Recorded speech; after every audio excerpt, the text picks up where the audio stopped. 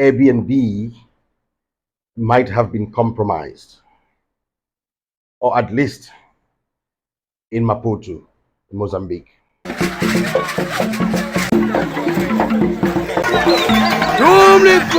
Good evening, Africa.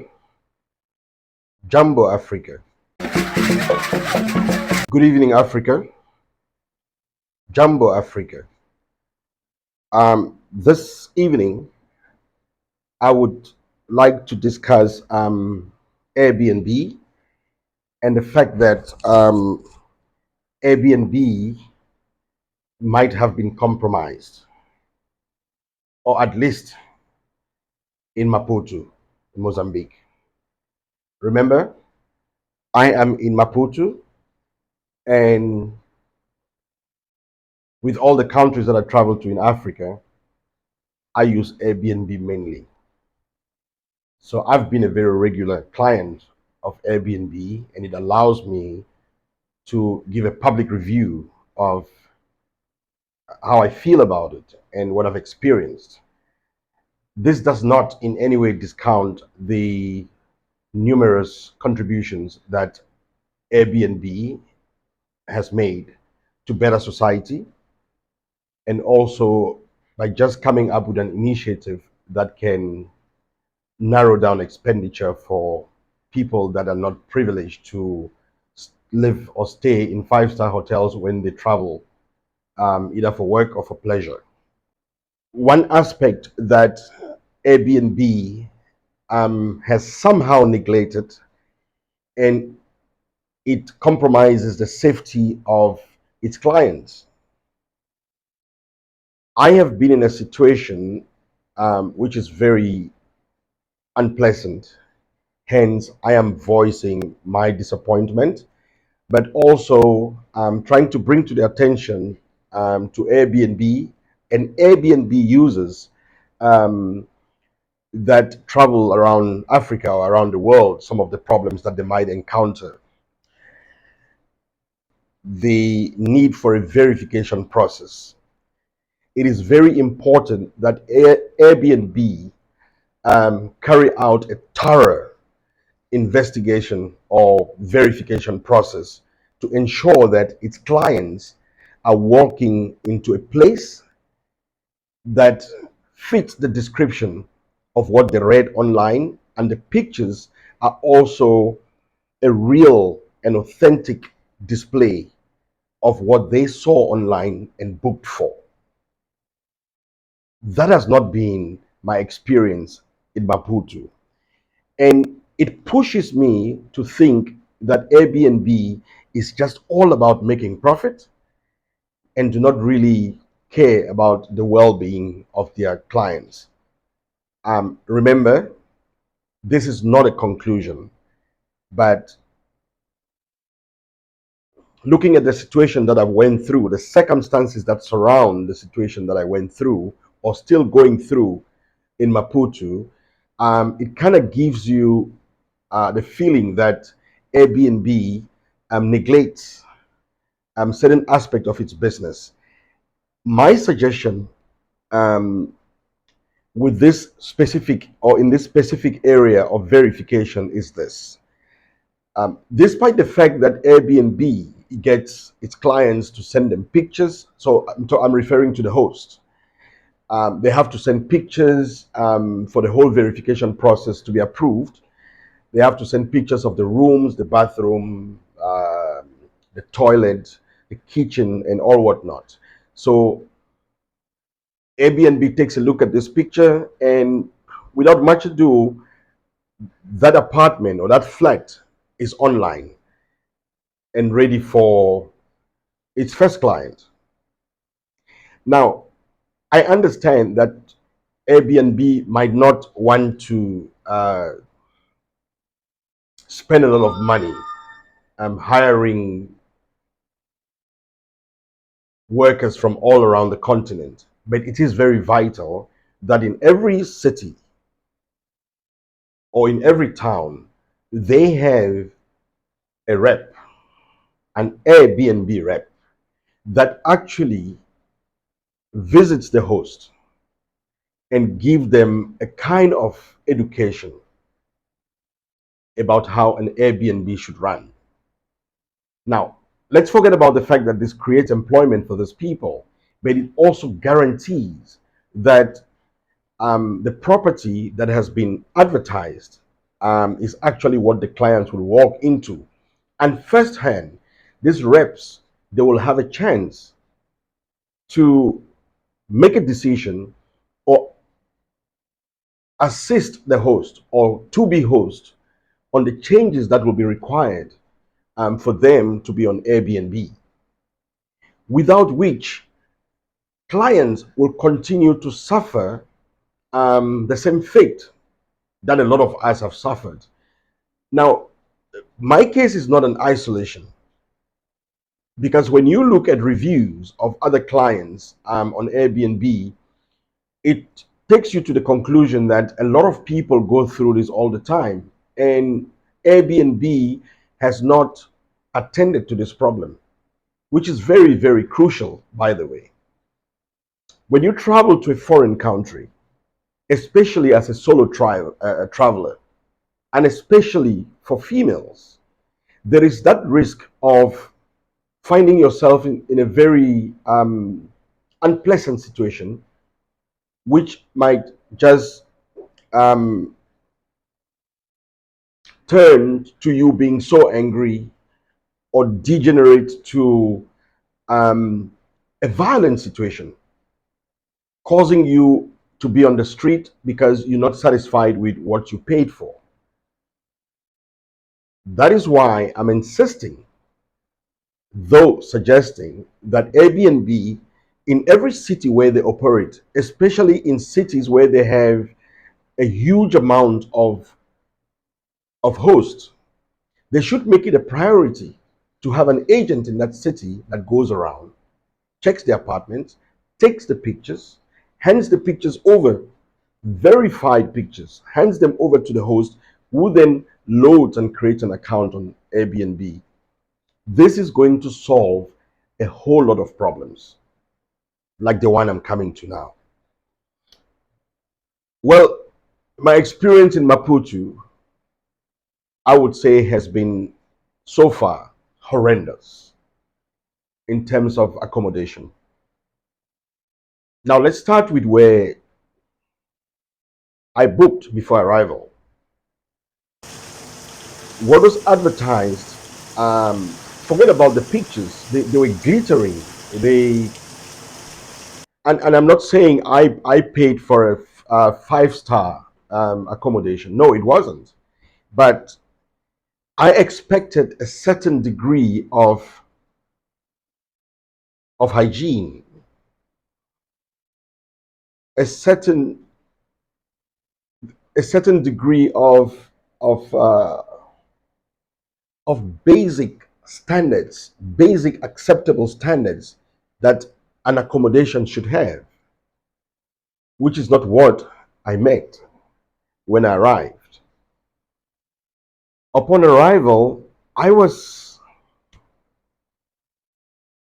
immediately taken aback because I couldn't believe where I was walking into. It pretty much looked like an abandoned building that this is from the entrance. A building that was abandoned and someone just managed to renovate here and there to make quick buck. Now, remember, I go around Africa and I try to promote Africans. And not so long ago, I actually did a video about Airbnb where I was encouraging Africans to engage in this type of business based on the fact that it doesn't really require capital. And to this day, I still want to encourage Africans to get involved. But Airbnb has to come to the party. They need to play a part to ensure that both the host and the travelers or the guests, they get the same level of satisfaction. Otherwise, it's a no-go area. Well, so I arrived and Just to give you a very brief description of what the place looked like, I felt like walking into jail. The first my first point of contact with this apartment were the stairs going up to the apartment. They At night, visibility is almost completely absent, and now they are not the stairs are not shaped. Sorry, I'm useless when it comes to technical descriptions, but they were not of equal measurements. So you had some of them that would go like 20 to 25 centimeters, and others would be like 30 centimeters high, or 5 centimeters higher than the one that you just stepped on. And with a big luggage, it makes it very difficult to go through it, you know. And at night, because the area is not lit up enough for you to see exactly where you're going through, that can become a serious health hazard, which Airbnb will not take responsibility for, neither would the host. So these are the things that need attention. Well, I managed to get through, and at the door, right at the entrance, I saw a door that had about uh, two or three latches, because the previous ones were destroyed. So the host managed to get new points where he could just fit a latch. That to me, again, was another point where I said, where exactly am I going to? Nevertheless, I kept moving. And the moment I went through that passage, I got a stench. Um, I was not sure then where it was coming from. I only later found out that it was coming from the bathroom or the toilet. Now, this is unacceptable. So I ignored it, and I just walked through. Now, there was a whole bunch of stuff that were packed on the side, and I looked at them and I ignored them. And in the view that I had was, uh, there was no view. It was just another roof, um, covered with debris and all whatnot. So I turned to my door. Now it had this metal door, corrugated sheet with a square hole where you had to fit your hand through to open a lock that was inside. Now this felt like actually going into jail. So I managed to to get through. So we opened it, and then there was another door, again another door that had about two latches. So again, maintenance had been ignored by the host, and Airbnb is not aware of this because they do not have a rep that can check on things like this. Because any picture could have been sent to Airbnb, and they will do their verification based on the pictures received, and it's a tick. So again, that is not something that customers want to pay for. You travel for long hours, you get tired, and you go, okay, I'm here. There is no need complaining or crying over spilled milk. So it was early in the morning, so I decided, hey, let me hit the road. I need to make some movies. So I got out.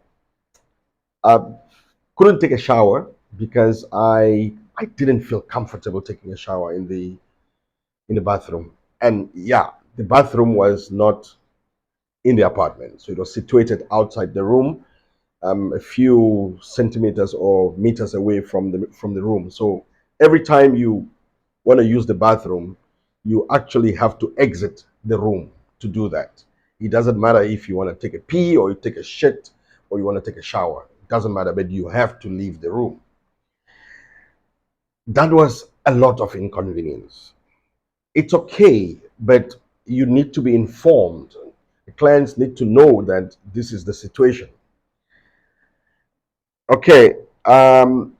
So I spent a few nights, the 2 nights that I booked, and luckily the host is a gentleman of very, very high moral. So he kept texting me to find out how I was doing, if I needed any assistance, and I intentionally chose not to respond to him because I didn't want to go out of character. Um, until I'm not sure what triggered it, and I sent him a very polite message saying, "Look, I'm not happy. This place is definitely not for Airbnb. There's a whole lot of things that you need to patch. And if you don't mind, I would give you a list." The reason I'm saying this is because I do not want to write a review on Airbnb. Because if I do, with the heat that I'm feeling, it might not go out in the right way. And I don't want you to lose your spot, a place where you're making money. So I packed my bags, I checked out, and sat outside the restaurant and did another booking. Now, this time I used booking.com. When I got to the apartment, or to this, it was actually a hotel. When I got to this hotel, um, there was a flight of about 20 steps to get there.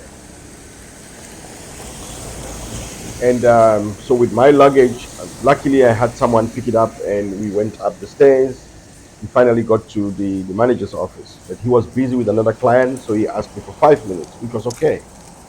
So I sat at the reception, talking to a lady who was also somewhat very disappointed. She had just checked out earlier than she was supposed to from her previous accommodation and was coming to the same place to get refuge.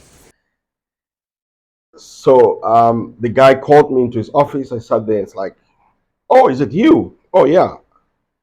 Um, can you just give me an hour? You can't check in now because the guests are still there. So the room is going to be available in an hour." So I said, I'm happy with that. I'll just go outside and relax or chat with some guys. Just before I left his office, he said, "Oh, sorry, please come back," because I saw he was busy on his phone. So he said, the guy that is in the room has decided to extend his stay." She said, "So what's going to happen?" So he said, "Yeah, you can check in." So I said, "So, okay, what else? What next do we do?" So he said, "I'll take you to another accommodation where you can find something, which still belongs to the same business or the same owner." So you got this guy who helped me again. I asked them not to take my bag because I wanted to see this place first before checking in. So we walked. It was about a 5 minutes walk through a To very, get very to this busy accommodation. market. Mozambique has a But lot of they've street got vendors. So beautiful sometimes names, you the names of the actually have streets. to get entangled, with them as you navigate your way through whatever you're trying to get. Anyway, I finally got to the hotel, and this guy was explaining to the security guy who was sitting at the reception desk the reason for our visit. And just by looking at the place, I told him it's okay. I'm not gonna take a place here. So we turned around and got back there, and I told him, "Hey, I would like to leave." Immediately, I requested a Yango. Luckily, it no, sorry. Before that, I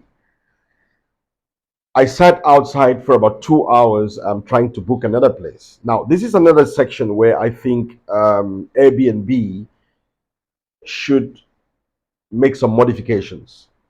Now, they have an option called request to book. Now, this is an option that the clients optionally select when they are registering on Airbnb, which I think Airbnb should make voluntary, like, no, compulsory for everyone to have that. But Airbnb, they're focused on getting that money immediately. Because when you have request to book, the option is sent to the client to confirm if he would like it's sent to the host to confirm if he would like the client to come through or the guest to come through. Now, the fact that request to book exists, it immediately signals the commitment of the host. Now, what I encountered in Maputo is a lot of the hosts, they don't pay attention to the emails that come to them. So I had two or three requests to book that were all pending. Those requests were pending because the host, they couldn't get to their phone to respond to the emails. And Airbnb gives them a period of 24 hours to respond to this. Now, if you have just checked out like I did, or if you had an emergency and you decided, I don't want to stay in this place, you cannot wait for 24 hours for a host to respond. So the people that are on Airbnb should stay on that conduct that this is a business I'm running. When a client sends a request, they need to respond to it almost instantly, or at least in a window period of an hour. Now, I had 3 to 4 hosts that just never responded. Eventually, I booked a place, which I'm going to mention this time because the experience with them was quite chaotic and has either whoever the host is has no business acumen, or they have found a way to scam clients via Airbnb, and Airbnb is either they are aware of this and they're still finding a way to deal with it, or they just don't know what these guys are planning. So I booked this place called Ferry Square House, which was supposed to be situated on number 141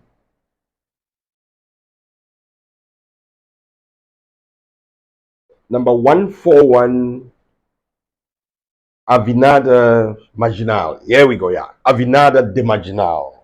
Dam Marginal. So I immediately requested a Yango. And the Yango showed up in less than 3 minutes. So I got this driver to take me to this address. Short drive. We got to this address and there was almost nothing there. There were so many houses, but not that house. And I said to the driver, look, this is the address that the host put on Airbnb. However, when you click on get direction on the Airbnb app, it's giving me a different address. So why don't we drive to this one? And he complied. Now this drive lasted 4 hours. We went through so many different turns. The GPS was not accurate. There was traffic. We went through potholes. We saw a few accidents. We saw a few road rages that ended up in fights. And we were sitting there on a hot day, and it was just not balancing. Eventually, we went to this place which we thought we've made it. We rang. It was a huge complex, and this gentleman came to the phone and said, sorry, we don't have any such here. And then we drove around again and met another security guy who gave us another address, and we basically went all over Maputo looking for 141 Avinada, whatever. Now, in this period of, oh, Bear in mind that the lady or the host number is not reachable. So in that period of time, I had tried to reach her on a phone call about 40 odd times. And every time I tried to ring, I kept getting the message that she's not available at the time. Now, I made contact with Airbnb and I explained my situation to them, and they got on board. Very helpful. So, while they could not immediately cancel this, they decided to see if they could make their own effort to get hold of the host. 20 minutes later, they came back to me and they said they couldn't and they will have to issue a refund. Now, I'm sitting with a driver that has been taking me around town for about 4 hours and I'm shit scared what my bill looks like. But this guy was as patient as a priest. I thank him for that. So Airbnb finally advised that I go to a restaurant. They'll issue me a voucher. So they asked me to book again with a new coupon that they had issued me. So I booked and the booking was confirmed, but the host was not reachable. So we drove to the address. We also couldn't find it, but we just couldn't get hold of the host. And then I booked a third one. The booking was confirmed, but again, the host was aloof, ghosted me. After all this back and forth communication with Airbnb, which I think pretty much lasted 6 hours or more, and I have to say, they were very helpful, but it doesn't fix the problem. To do a quick refund that takes 5 to 15 business working days. Who the hell says to BNB, I do have money in my account to make another booking? Came to sit outside the restaurant trying to request or look for another booking because Airbnb had become so understandable and sympathetic or empathetic to my plight. They issued me, even though they had issued me a refund, they also issued me a coupon to the value of my booking to allow me get an accommodation. But I just, number one, couldn't find someone that would accept a request to book or an available apartment. I became scared to even try it. I became tired and I decided I'm just gonna sit outside that restaurant and watch the evening fade. Finally, the restaurant where I was, it was time for them to close. That was about 11 o'clock at night. And they asked me to leave because I know that a club would a club with an operating license and on license will go up to 4 a.m. in the morning or 5. So he directed me to a club. Um, club, I think it's called Club Majej. Club Majej in Maputo, in Mozambique. Now, if you do visit Mozambique, do go to Club Majej if you love partying. Now, these guys, they can party.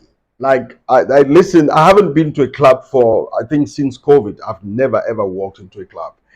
And the whole traveling, I don't do clubs. I prefer to sit at the bar and have a drink. But I this was a do or die situation, so I had no choice. And man, that place sucked the life out of me. The one that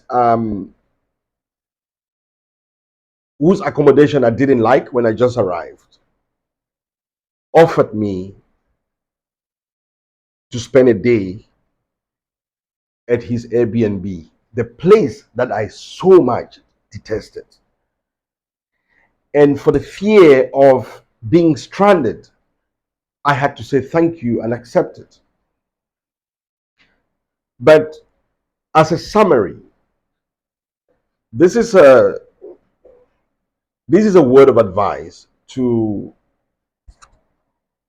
Airbnb to please have a system where these apartments, these rooms, these flats are physically checked by your representatives in those cities, in those towns, in those villages. Now, I have also gone out of my way and I've created a website, um, www.uniquetoafrica.co.za, where I get reliable, verifiable, and people of good conduct from every country that I visit on the website.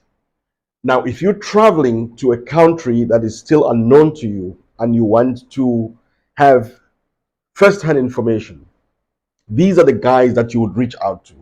They will be on my website. You can talk to them. You can ask them to prepare some of the stuff that you most like.